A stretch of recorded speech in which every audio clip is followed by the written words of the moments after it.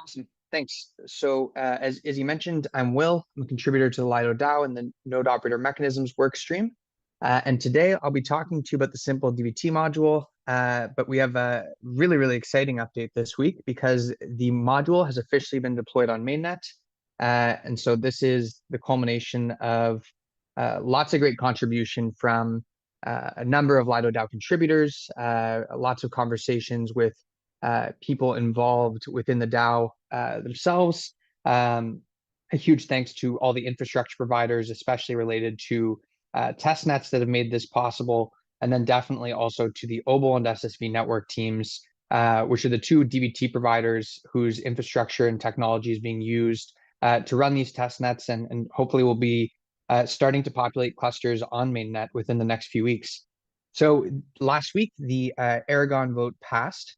This is actually the most voted on Aragon vote. So this is the on-chain vote that takes place ever in the Lido DAO history. There was 75 different voters. This is the second vote that took place for Simple DVT. So the first vote was a snapshot vote at the sort of in the fall of last year. This vote passed with 99.99% support. Over 5% of LDO participated in this vote. And I think in general, there was a lot of enthusiasm. So if you did, in fact, actually vote on this Aragon vote, you can actually mint an OAT at the link below. We can include that in the YouTube notes as well. So we'll make sure to do that. On the right side of the screen, you can see a screenshot. This is taken from the website operators.lido.fi. Would encourage you to take a look at this. And this is a great resource to be able to look in a very simple way to see node operators that are running on mainnet using the protocol to run validators. If you go into the curated module, for example, you can see the validators or node operators that are active, how many keys they're running, how many keys they've submitted. And so on the right here, you can see the simple DVT module is deployed and active there in the UI. While there is currently no clusters or no node operators running validators through the module yet, you can see that the share limit is 0.5%. And so the proposal for Simple DVT stated that the module would have a 0.5% share limit.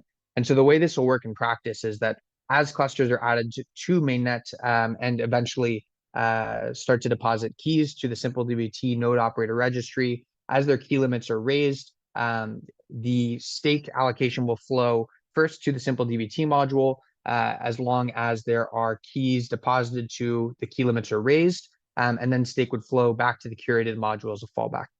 It is possible that like later on, after we see performance, that share limit goes higher, but that'll be a conversation that the DAO takes on probably after we see lots of demonstration of the success, hopefully, of this on mainnet. But as we'll talk about in the test nets coming up, I'm pretty optimistic that we're going to have good news to share in terms of performance for mainnet, because I think overall things have moved really smoothly. But again, just this is a pretty huge achievement, right? It's the second module to be deployed, the first new module to be deployed outside the curated module. And I think we're going to see a lot of really exciting developments, of which this is the first in the next few weeks. So in terms of where we stand, and in terms of, this is a slide that we've kind of showed in the past, but I think it was worth refreshing on because there's a couple of updates, and I think it's really important to just like dial in and hone in on a few of these points, right? So from my personal perspective, and I think that through many conversations with DAO contributors, DAO community members, broader ecosystem participants, that Simple DVT represents the fastest way to add many new node operators to the protocol. And so when we talked about this, I think the first time we showed this slide was at DevConnect in Istanbul. We talked about seeing around 200 net new node operators in Q3. And I think that even maybe conservatively, we'll see 250 plus. And that's really a result of the level of success that we've seen following these latest Simple DVT testnets. The OBOL testnet is complete. We'll talk about that in more detail. The SSV testnet is almost finished. But in general, the quality of participants from solo stakers and community stakers and professional node operators has just really been quite superb overall. And so very encouraged that we'll see and have lots of new participants using the protocol to run validators in the next coming months. Number two is something that's really exciting to me because we've run 5 testnets that are completed. The 6th is the SSV testnet that should be wrapped up here shortly. And DVT has really the promise to improve the decentralization, distribution, and resilience of underlying infrastructure in general, right? But in general, you hear about a lot of promises with new technology, and I can say that from my perspective, it's quite clear that DVT is achieving all three of these things in a big way. There is huge benefits to resilience, right? So over the weekend, there was a bug in one of the clients on Husky related to Deneb. We had one cluster go offline for 10 minutes, and there's about 50 or 60 different node operators using Nimbus in some configuration within the testnet. So if you were running this as a vanilla validator, you'd see 60 nodes, basically 60 validators at least go offline. Um, in our case, we didn't see this basically whatsoever. It was quickly resolved for the one that did. And that's really a testament to having different combinations of consensus layer clients in this case, but in general, having different mixtures of execution layer clients, having node operators participating in different countries all over the world. We have participants in testnet on every continent except for Antarctica. And it's really just quite encouraging to see that these resilience benefits are showing through. The same thing comes, I think, from my perspective in terms of decentralization, right? You have um, people running on different kinds of infrastructure, whether it is people running validators at home, people running validators through the public cloud, in bare metal and in data centers. And it's really encouraging because you're able to do this all within the same cluster. And so that intra-cluster resilience and decentralization has really just shown through. Um, these points make me pretty optimistic for what we're going to see in terms of DVT adoption through the ecosystem overall. But it will take some time, right? Because the third point of simple DVT is to really battle test OBL and SSV based DVT on mainnet. It'll take some time to show that performance. We'll talk about how we will pace the addition of validators a little bit later in this call. But what we've seen on testnet gives me, a lot of optimism for what we'll see hopefully on mainnet in the coming months in terms of really having the opportunity to show that this technology is doing what it's promising to do from both the OBL and SSV side, which is super encouraging as well. So in terms of where we stand today, the OBL testnet finished about 3-4 weeks ago at this point. And last week, the Lido node operator subgovernance group had their evaluation. So the NOCC, the Lido node operator subgovernance group, is a subcommittee of the DAO, generally made up of Lido and Ethereum node operators, also Lido on Polygon, and as well as some independent third parties as well. And the NOCC reviewed performance metrics across all of the participants in the testnet, of which there was 195 that completed the testnet. They also reviewed qualitative factors, had the opportunity to look through cluster threads, in some cases, really go deep on certain participants to understand why they may or may not have been a great participant, or why maybe they shouldn't have been proposed to move forward in this case. But at the end of that call, the NOCC decided to propose 161 distinct participants for the mainnet module and the OBL clusters through simple DVT. And that includes 139 net new node operators that would be running validators using the protocol. So just within the OBL clusters, you would see a massive increase in terms of the number of node operators participating. On the last slide, we talked about hoping for 250 net new node operators. I mean, just that over the existing curated operator set would be a 700% almost increase in node operators using the protocol. So, law of large numbers, and these numbers are small for now, but it's going to scale up quickly, I think, and it's really encouraging to see. Out of these 161 participants proposed, it includes 70 different solo stakers, 28 community stakers, 41 professional node operators, and then 22 members of the curated set. So, I mean, from my perspective, it's so encouraging to see that not only are we bringing in a lot of new people, but we're bringing in a totally new type of demographic, right? Like of staker types, right? Having these solo stakers and community stakers participating in the protocol is extremely important to improving the decentralization and distribution of the node operator set, changing the kinds of infrastructure types that are being used to run validators using the protocol, and I think in general really improve the resilience of the protocol. These 161 participants will run nodes from 36 different countries, again, just like the testnet, on every single continent except for Antarctica.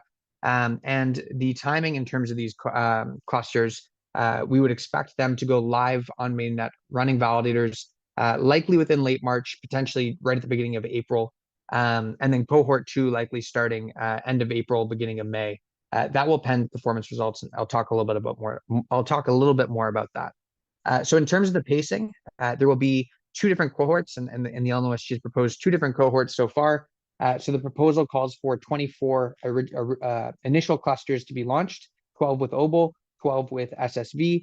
And so on the screenshot here, you can see this first cohort. It's important to note that there's no difference necessarily between the performance of cohort 1 and cohort 2. We had really great performance across many different node operators within the testnet, and so there just wasn't enough spots. In total, 26 clusters have been proposed. If you go to the Lido research forums and look at the simple DVT proposal thread, there's a link, and you can take a look at all of the different participants that have been proposed. You can see a couple of the comments just from people that were proposed. They're in the bottom left, and so that's also been really encouraging. Out of the 161 people proposed, I think 97% have already responded that they want to participate, and there's definitely a lot of excitement from lots of different and new types of node operators that will soon be participating. So in terms of SSV, and this is the testnet that is currently ongoing and should be wrapping up fairly quickly here, there are 31 of 32 clusters that now have had their key limits raised to 100 validators. That final cluster should be finished today and also running 100 validators. So we're still pending the final performance results. That will likely be shared towards the end of next week, along with a blog post. But assuming that things continue on the track that they have been for the last 4.5 weeks that we've been running these validators, we would expect to be finishing the testnet next week and exiting those validators probably by Tuesday. Currently, the block proposal success rate, uptime, and attestation effectiveness are all above the benchmarks. So that's really encouraging to see. And at this point, we're just trying to make sure that we have enough validators and enough data to confirm that those metrics are correct and that we can move forward with exiting. But there is one important thing I did want to call out because it's going to impact some of the data. So there's a pretty notable deterioration in Haleski performance metrics over the last week and a half. So for example, per rated, the 72% network effectiveness, the 30-day network effectiveness rating for Haleski is 72%. The 7-day is 63%, and the 1-day is 47%.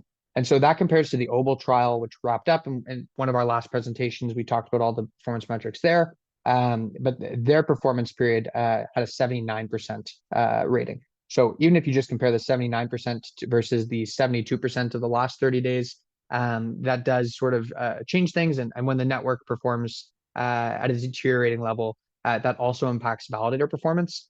In general, though, like we are seeing that these clusters are above the benchmark. Just something we wanted to call out because it's pretty notable and a big shift. I think there's a few reasons for it. There's some client issues post to Neb that at this point are being pushed. So if you're running any of these clients that might have had issues, definitely make sure to just check in and make sure that you're updated to the latest versions. Yeah, I think in general, we should have good news to share here within the next week. So following the end of the testnet, we will post a blog that will have a really in-depth review of performance across the clusters. It'll talk about the whole testnet process, starting with cluster formation to cluster setups, activating validators, running validators. We'll talk about some of the issues faced, how those issues were resolved, and just in general, give a pretty good picture of what's happening. Very quickly after that, the LNOSG is planning to have another meeting. So that'll happen early to mid-March. Within that week that they meet, we'd expect to see the proposal of the participants for the SSV clusters that go live on mainnet. And then in the couple weeks after that, we'll see those clusters come on to the simple DVT node operator registry. And then when that happens, you'll have the 12 OBOL clusters, you'll have the 12 SSV clusters. And at that point, the simple DVT module committee will be able to raise key limits and hopefully see validators active within Q1, but definitely I think by the first week of Q2, if not. But we're definitely pushing to see this happen sooner than later. So in terms of the timeline, the module is now deployed. We've got the big green. The OBOL cluster selection, while they have been proposed, there is a discussion period open on the forums. That'll finish on Thursday. So if anyone would like to leave any feedback, have any questions, feel free to do that in the simple DVT module proposal thread.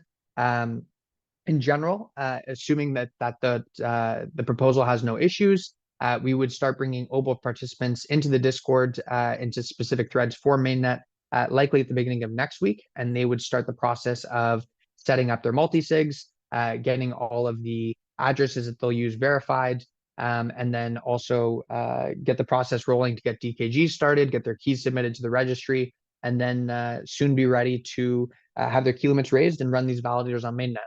For SSV, as I mentioned, cluster selection will be taking place in the next few weeks. Once that's done, there will be another week waiting period for the DAO to weigh in with any comments. If there is no changes that are required, again, they'll take a week or so to get their clusters set up, get keys generated, and then we should see cohort 1 activated before the end of the month would be the goal. Once cohort 1 is activated, there's a minimum 30-day performance period that will be monitored. Each cluster of these 24 will run 5 validators. At the end of that 30 days, there will be a performance report posted to the research forums. We'll wait a week if performance is good, and if performance is good, then propose to raise key limits and start bringing in these cohort 2 clusters as well.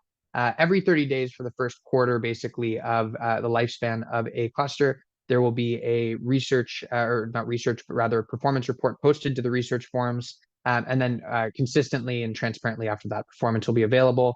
This should also be all available on the public monitoring sites that are available, like Rated in the future as well. Following cohort 2, we'll have these continued performance assessments, and there will be the potential for the LNOSG to suggest that key limits are raised. Economics on the DVT side are a little tricky, given that you're sharing rewards with multiple members, but the goal will be to, over time, if performance looks good, make sure that everyone that is participating is able to do this in a cost-effective and profitable way, and then pave the way for future onboardings, right? So there's another DVT testnet that's taking place in March, and we would highly encourage any solo stakers, any community stakers, any professional node operators that want to participate to sign this QR code and to fill out the form and get involved. We'll be starting in the next few weeks. All you need is a little bit of prior experience running either an OBO validator or an SSV-based validator. You probably have another week and a half to sort of get this done within the time frame, right? Like if you haven't done before. So there's resources available in that simple DVT module proposal thread. But even if you go to the SSV or OBO websites, they make it really easy to learn how to do this. Just get a validator split onto those through either of those providers on the Husky testnet. Fill out the form, include a link to the validator's pub key and some identifying information, whether it's your operator ID or like an OBO ENR, just so we can track it to you. Run it for 2 weeks, and then you are good to go, and hopefully we'll be participating in this testnet. Again, everyone that wants to participate can participate. I'm not the most technical person, but I can set up a DVT validator. And that's a really encouraging thing, right? Because DVT lowers the barrier to entry for people to participate. And so if you have any interest in participating in decentralizing Ethereum, decentralizing Lido, providing security to the network, I think that this is an absolute no-brainer for people to get involved. Outside of that testnet, we'll have other performance reviews that take place by the Lido Node Operator Subgovernance Group, and there will be additional participants from this next testnet that are proposed to move to mainnet. So again, would love to see more faces filling out this form. If you have any questions, feel free to reach out to nom@lido.fi via email. Also join the Discord, the Lido Discord, and we can answer questions there. But I think that's it. Really encouraged and excited to see the module deployed, and like absolutely stoked to hopefully have tons of new people running validators using the protocol in the next few weeks. Thanks.